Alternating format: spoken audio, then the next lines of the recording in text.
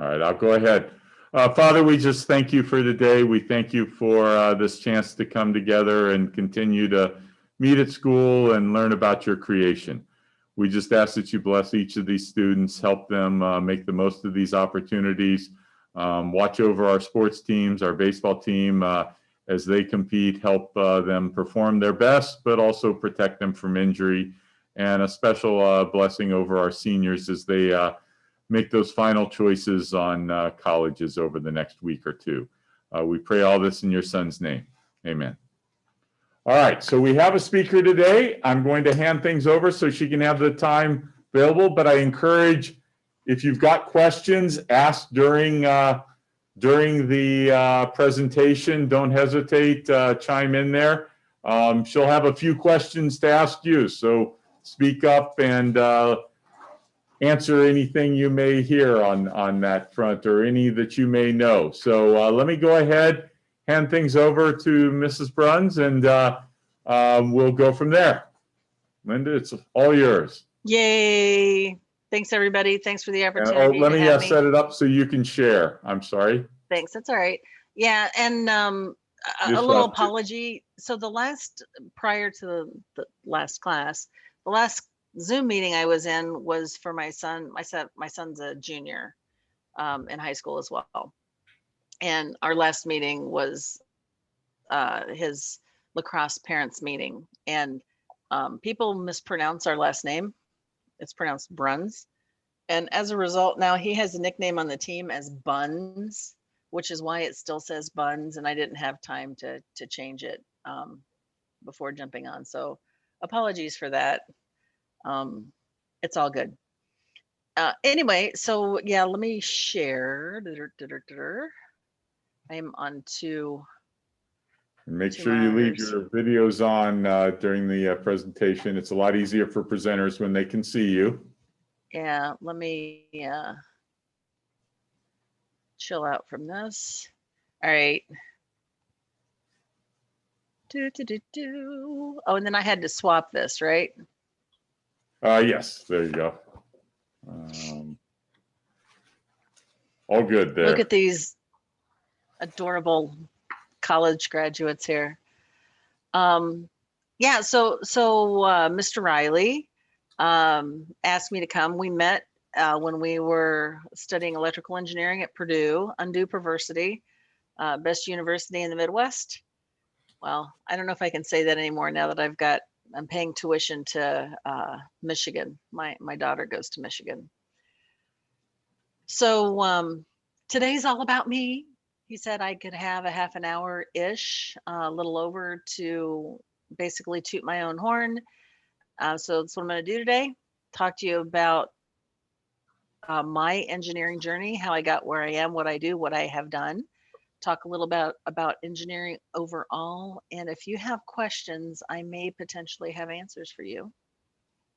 So there's links here. You can actually find us. No kidding, we really did get our degrees. And like I said, it's all about me. So if you're into chemistry at all and you put my elements together here, you'll know that lithium is in high demand. Who can tell me 2 ways that lithium is in high demand? 2 uses. Just holler out there. Okay, electric car batteries. God bless you. How about any battery?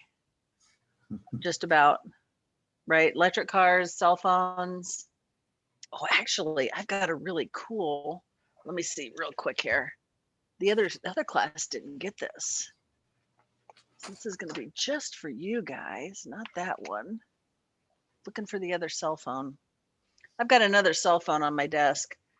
And the battery let go. It's pretty cool. It's like, all right. Yeah, so give me not one one more. that used our chips, was it? Qualcomm? Yeah. I don't know. It was a Samsung. Okay. I was afraid of that. I don't. No, it was the battery. You can see it. It's pretty spectacular. If we have time at the end, I'll find it. Lithium's also used in mood stabilizing medications. So it's kind of interesting. But like lithium, I do react violently when I'm held underwater.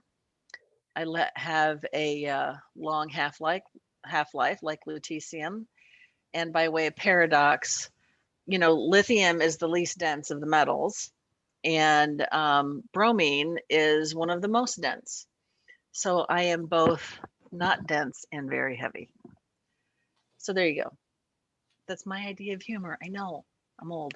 Who can tell me what this is?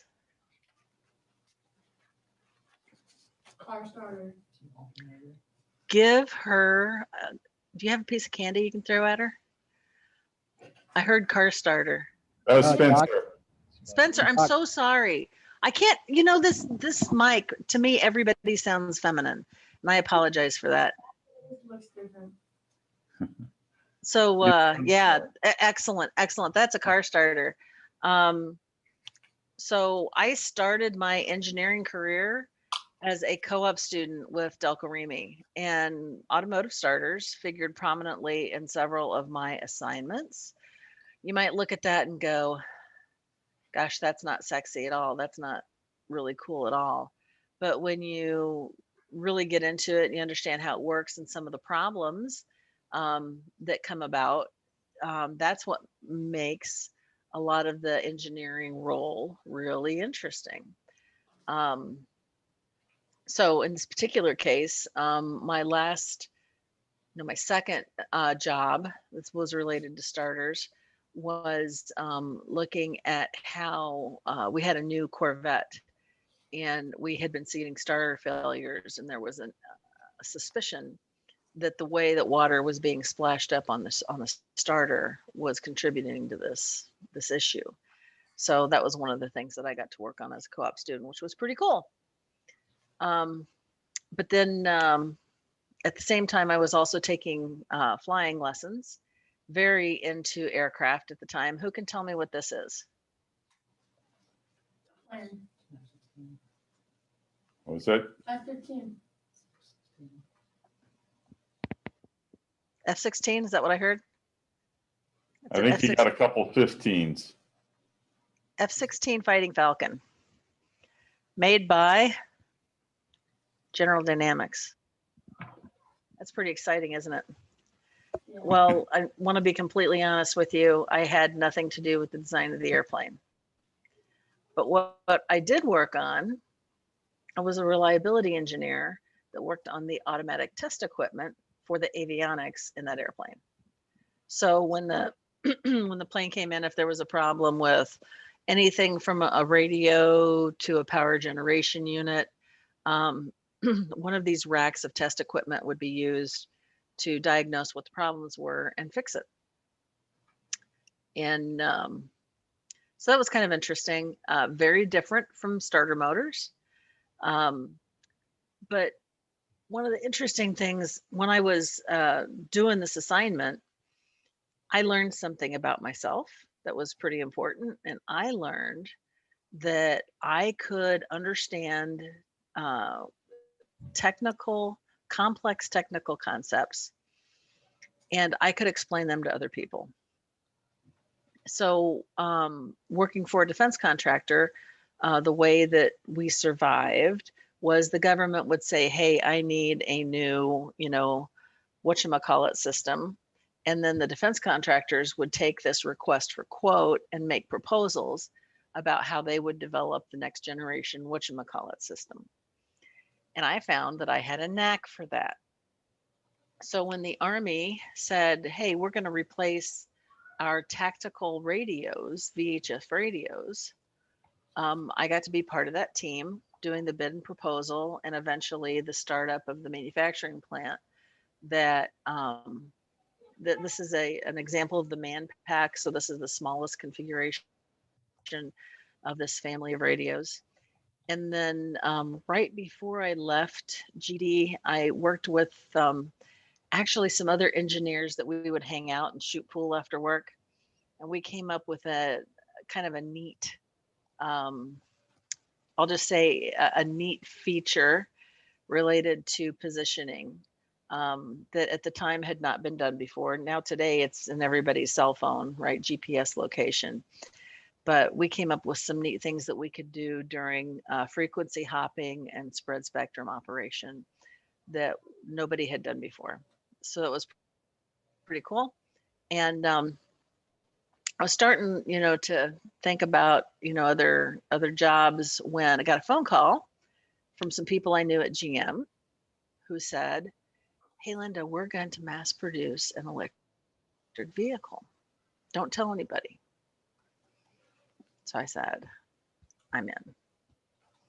So I came back to GM to work on the EV1 and save the planet. Oh, by the way, the lead acid batteries that were in our first generation EV1 in the T-Pack, my husband was the lead engineer on that. That's how we met. And so we did EV1. There's actually, there's books written on the topic if you're so inclined, you want to learn more. So we had put in production 2 generations of that car, both lead acid batteries and then nickel metal hydride, and had been started. Then we were working heavily on hybrid applications. So I was the development validation system manager for the 2-mode hybrid. That was GM's first strong hybrid. You would know it as the,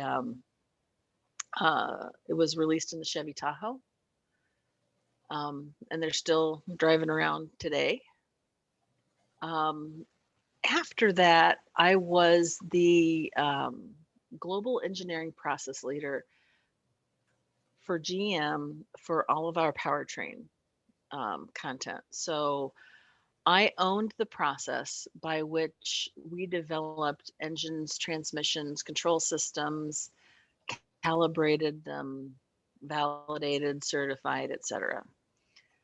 And engineering, you probably already learned from your other classes and other speakers that it's a really broad field, right? So I got to be very involved with people from planning very early in the program.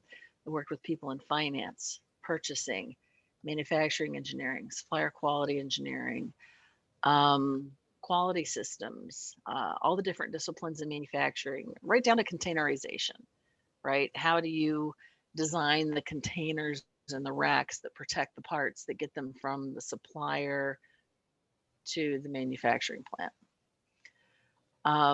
So it was pretty interesting. Got to touch a lot of different parts of the business. And then globally, with GM being such a huge company, we had engineering centers in Europe, both in Germany and Sweden, Korea, Shanghai, China, San Caetano, Brazil, near Sao Paulo, literally all over the world. And I got to go to these places. I work with the people, and I still have people that today that before I called them colleagues, now I call them friends, from those different locations. And it's been a very fulfilling job. Which brings me to small block engine engineering, where I'm the current heavy duty program manager. And I'm retiring this week, which is why this is super timely. Who knows what a small block engine is? Do we have any car enthusiasts in the group? It's anything less than 400 cubic inches. Wow. You're on. Did you just look that up? No, Okay, which fuel? I don't know. Just less Gasoline. Yeah. So it's gasoline fueled. And actually I'm trying to think, 400 cubic You have that inches. too? What's our biggest one? Well, I would just assume, yeah. Not like diesel, because So, so do you recognize this car? C8. That's a C8, that's right. Big gold star, big flashing gold star. Yeah, so this has a LT2 small block V8 engine, comes the same team that I work on. There's about 12 of us engineers. We're the product team responsible for all of these engines.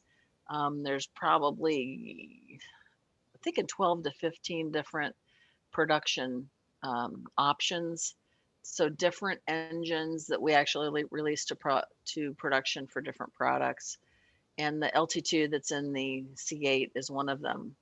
However, again, I need to be completely honest with you and tell you that honestly, I didn't do anything for the LT2. My engines go in these products. And you might say, oh, they just don't look interesting. They don't look exciting. I would argue they are very interesting. This particular model of truck, you've probably seen it around. Now that I'm pointing it out today, I'm guessing that before you get to home tonight, you'll see one, at least one. They are everywhere. This is called a low cab forward truck. For trucks manufactured for Chevy or Isuzu, if it's got a gas engine in it, this is my responsibility. So I'm responsible for the engine, transmission, control systems, emissions, and certification on this product. So let's take a step back now and think back from, right, starter motor, automatic test equipment, radios for the Army, right? And then some, I was the lead propulsion system engineer for the EV1, and then doing process stuff. And now I'm doing this stuff. It's been a really fun little over 30 years. Well, over 30 just with GM. So you can see it's a pretty big breadth of what I've done. And just one more little plug here for EV1.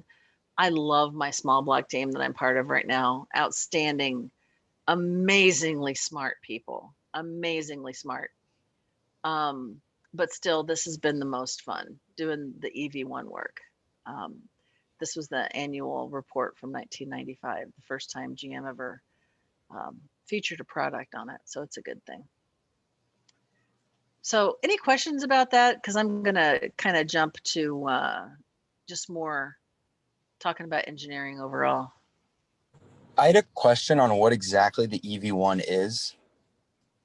Oh, that's a great question. So it is a 2-seater electric vehicle. Let me go back to this one. So the drive units in the front with the power inverter module in the front, and then the batteries are in the shape of a T. So if you think about the console of the car is like the long part of the T, and then behind the driver's seat is the top bar of the T. And we put this in production as a limited production fleet. So we leased them to people. I think it was the production years. It was either 96 and 98 or 97 and 99. I should know that. But yeah, and it was mostly in California. So when people's leases were up and they had to turn the car back in, there was a lot of angst and consternation about that, and some people didn't think it was fair. But yeah, this was the first mass-produced electric vehicle offered to the public. Does that answer your question? Yeah, it does. Thank you. Oh, sure, absolutely. Thanks for the question.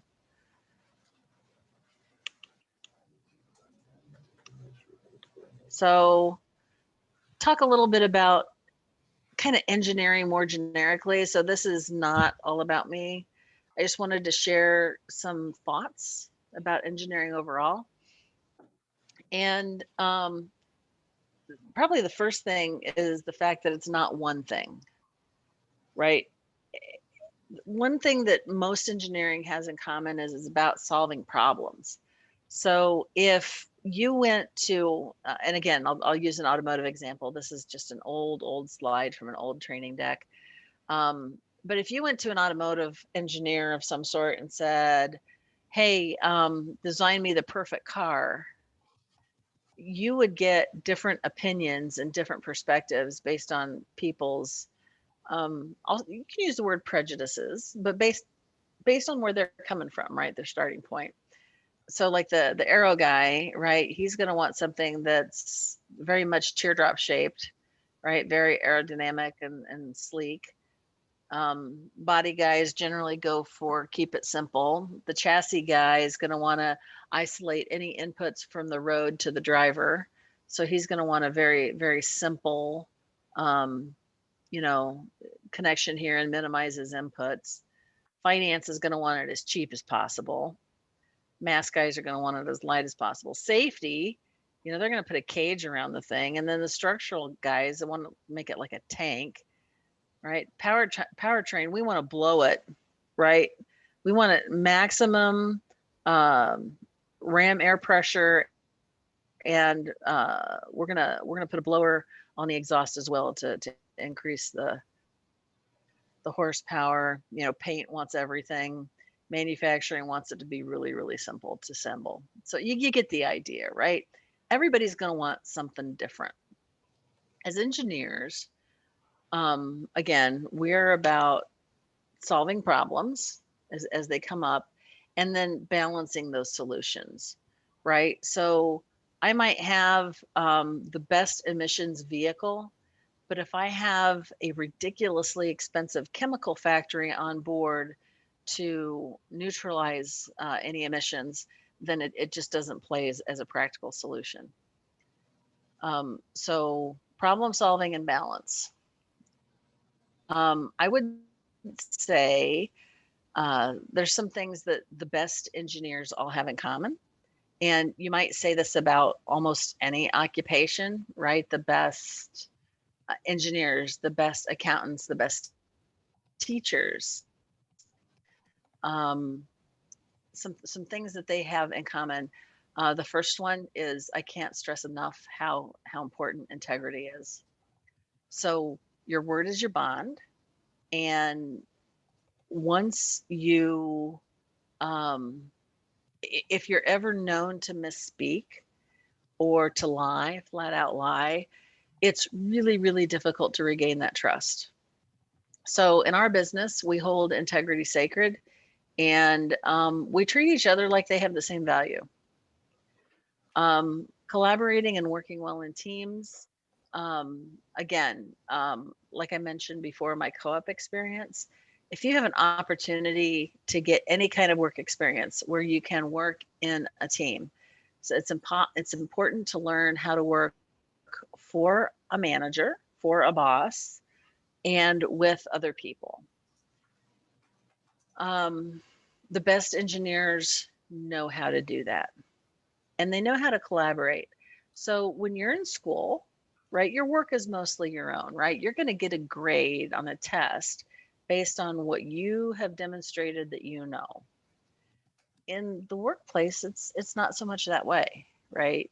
You don't get a grade on a test, but guess what?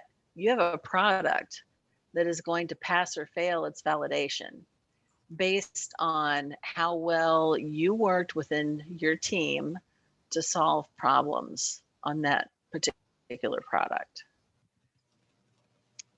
Bullet number 3, thinking critically and valuing diversity.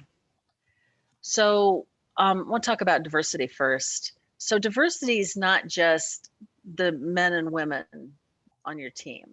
And it's not just having a blend of people of different ethnic backgrounds. It's mainly about diversity in skill set and perspectives and how you solve problems. Going with that is thinking critically. So, for example, on my team at work, I am just not good at combustion. I don't have the background, but holy cow, Dustin really does, right? I hold my own with sensors, but I don't have the background that Randy does in knowing the different ways that they fit, the different ways that they fail in different environmental conditions.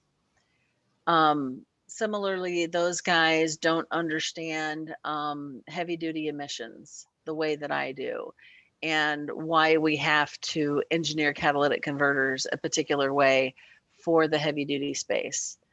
But together we make an outstanding team, and we trust each other and we value each other. And that's the biggest part.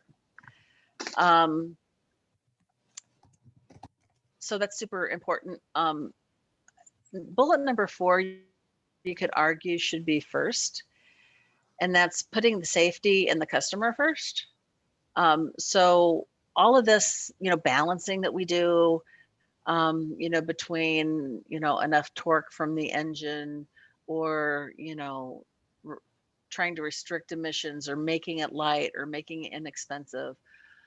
All of these have to be done while preserving safety. So every product has a customer, whether it's somebody that buys the car from a dealership, or whether it's a surgeon with a patient on the table, right? Everybody has a customer.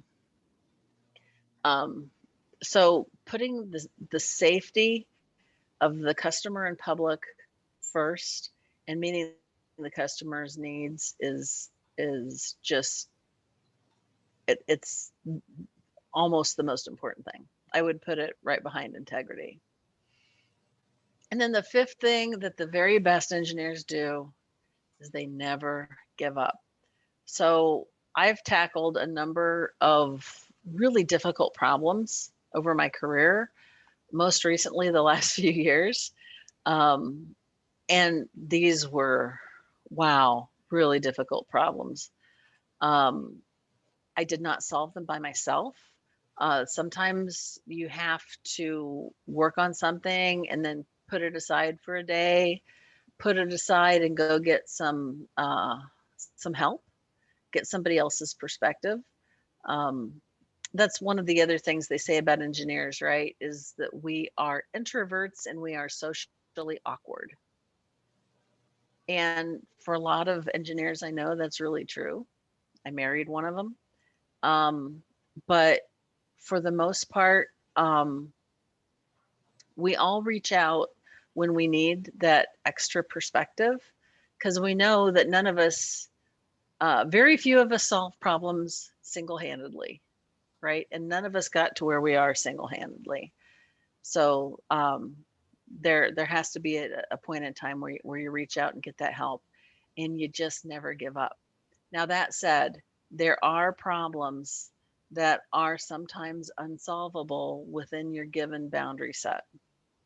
Okay. So either we have the wrong technology, we don't have enough money, we don't have enough time, whatever it is. When that happens, it's really important to communicate. I like to document it. I like to say, okay, here's the things that we've tried. Here's the test data from tests that we've run.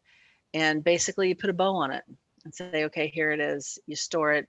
And then the next team, if they want to pick that up, they've at least got a starting point. So it's just my perspective on some of the best engineers. At work, I have a reputation for little witty sayings or Linda-isms. And my favorite one is, "In God we trust, all others bring data." So everybody's got an opinion, right? And some opinions are often valuable, but the guy that comes to the discussion with data, right? The guy that comes with an analysis and he says, hey, I've looked at these different load conditions and here's what I found out. Or, hey, I ran these tests and here's what I found out. That's the guy that you got to listen to, right? He's already taken a shot. He knows some things that work and some things that don't work, which is kind of the next bullet, right? I'll take my failures over someone else's lack of even trying any day. And actually, there's a lot of that in the EV1 story. Getting the power electronics right was not easy. And yeah, there were a lot of things that we tried and failed that ultimately helped the car be as good as it was. Fail fast and fix it early. So the time to fix problems is not after the customer already bought the product, right? You want to find those problems early, especially if they're safety related. We'll do that as a team when we do our DFMEA design failure mode and effects analysis. We will actually look for ways that a part could fail or a product could fail. Usually even looking at interactions between different parts, different specs. You got a part that's high side of specification and a part that's low side, and what happens. And we want to force those things to fail. We want to find it early so we can protect the customer. And then the last item, the last bullet there stands for, I can't make this stuff up. Only we use a different word than stuff. And there will be times that there's just no way you could have predicted that something might happen. And in my business, because I work a lot with outside OEMs and people in other companies, there's just things that people do that we didn't see it coming.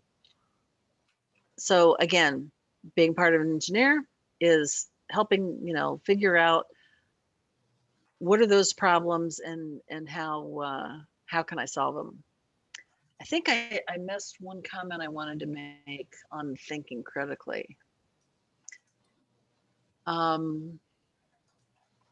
good thing that an engineer is capable of doing. So if you have a widget, whatever your widget is, if it's a bolt, a bracket, it doesn't know that it's, and I'll go back to my car examples. It doesn't know it's part of a car, right? It's a bracket, and a bracket knows that it's attached to something. There's a certain load by the fastener. It's in a certain thermal environment. It's being shaken in a certain way. It's going through a certain cycle, whatever it is. If the bracket fails, an engineer thinks critically about it, right? They don't necessarily automatically say, they'll look at the data, right? And they'll say, hey, this one failed from the Belgian blocks course at the Milford Proving Grounds, and the one that went around the circle track didn't fail. Well, that gives you a clue. Yeah, right. And looking at the parts then can give you a clue that maybe there's a vibration component or a maximum load component that caused this thing to fail. And that's what we do as engineers, right? We solve those problems. As product engineer, that's what we do. Now, manufacturing engineer, right? They might have a completely different thing that they do.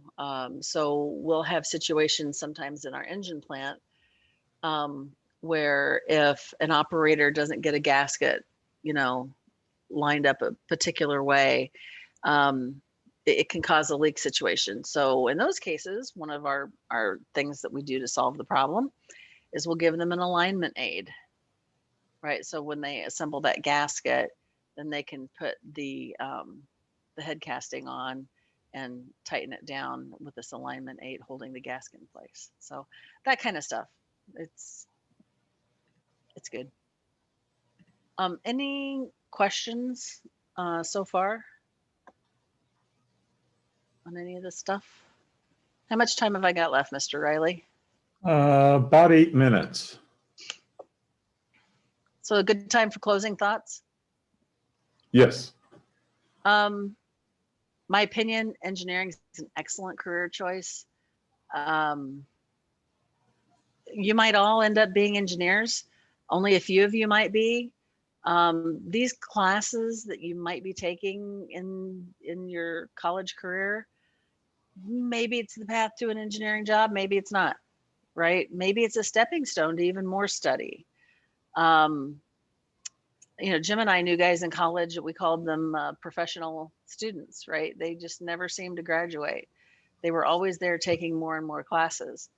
Could also be that these classes open your mind to other paths. I know my son was at a surgeon recently, and I was getting, talking to him, just BSing.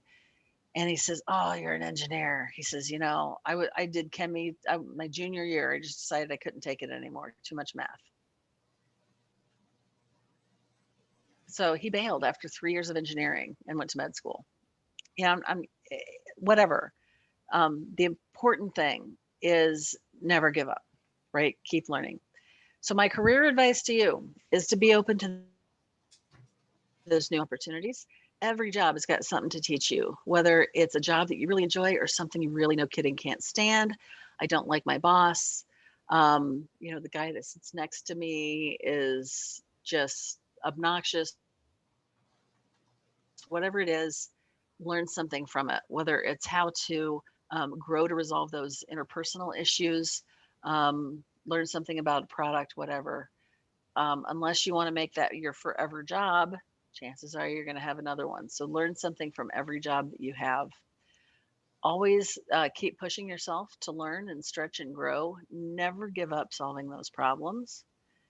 Networking gets a lot of airtime. People say, "Oh, network," right? Well, you can do it, but do it without being a pest. And it's not just about networking for your next job assignment. It can be, you know, networking to learn something, or maybe grow your base of people that you can draw on as knowledge resources when you have other problems. But always, always show gratitude to those people that help you in that way. Give credit where it's due, leave others' errors anonymous, and show grace. So this is really important. So when a coworker goes out of their way, does something to help the program. So I had a situation recently where I had a part for an engine that came in a little high of spec, and one of the technicians in the lab took it down to the machining shop and got it machined to spec so we could continue with the build. I called him out in a meeting, said, "Hey, you know, really appreciate Fred for, you know, stepping out of his job, make sure the part was in spec, let us stay on schedule." We had another situation where a builder put a gasket in upside down, right? It caused us problems because we didn't find it until we failed to test. We did not call him out in front of everybody else. We just said, "Hey, it was assembled with the gasket upside down." So we went in and updated the job instructions and gave him a visual to make sure that this didn't happen in the plant. So show grace, right? Don't call people out, even though you could. And criticize privately. So this goes to people alongside you, beneath you, and above you. I've had several situations where my boss had said something in a meeting that I didn't completely agree with. And it was stuff that I felt like he needed to know. So I made a note in my OneNote, you know, meeting, this is what he said. And I immediately booked time on his calendar to go through it with him privately. So that's how you want to criticize. My personal advice to you, pray. Pray often. You did not get advantage of your blessings all on your own. Give thanks to God and to the people around you that helped you get where you are. That's today and in the future. Once you get your first paycheck, save at least 10% of it. Get in that habit of saving. Trust me, you will not regret it. Plan for your future. Because that person responsible for your future greets you in the mirror every day. It is on you. I pray that you have resources like Jim, Mr. Riley, other teachers like him, other adults in your life that you can draw on for advice as you go forward. But ultimately, the person that's responsible is you and the choices that you make. You've probably heard success is not a destination before. I believe that it's a journey. It's not how much money you have. It's not how many kids, size of your house, what kind of awesome car you drive. It's about the whole package and the journey of your life. And the last item is give back. So my little picture there, Mr. Riley had said some of you guys have done robotics before. So maybe if you did VEX at the lower level, This is the last year that I coached. So this was my team at Worlds after they had taken the Excellence Award from the state of Michigan. And, you know, giving back and the time necessary to do that. That's, you know, one of the things that I've tried to do. Which brings me to questions. And we used to call Mr. Riley, he kept a lot of us straight at Purdue, if you can believe it. And so we called him Uncle Jim for a while. Any questions I can answer? Flannel was popular back then. Yeah, it was. It was. You wore it well. Is that alcohol, Mr. Riley? I'm sorry? Probably not, I'm just messing with you. but I was in grad school at the time, so it may have been some of my friends. You're good. Yeah, Believe it or not, I did not drink beer in college. No. I will admit, I have developed a taste for some microbreweries at this age, but only a few. And it's a developed taste. Yeah. So that's why I said he kept us straight. And I meant that. That's one of the things, right? You get into college and, you know, everybody, again, you're going to be responsible for your own decisions. Just, you know, if you guys are in an intro to engineering class, you guys are sharp kids, and just, you know, make good decisions. And you're going to mess up, but own it. Own it when you mess up. That was the bell, but we're Go. going in lunch. So any questions anyone has? Okay, I will see you tomorrow in class. Don't forget to hit submit. Thank or you. Turn in button. Have a great day, and I will see you tomorrow afternoon, right? Sounds good.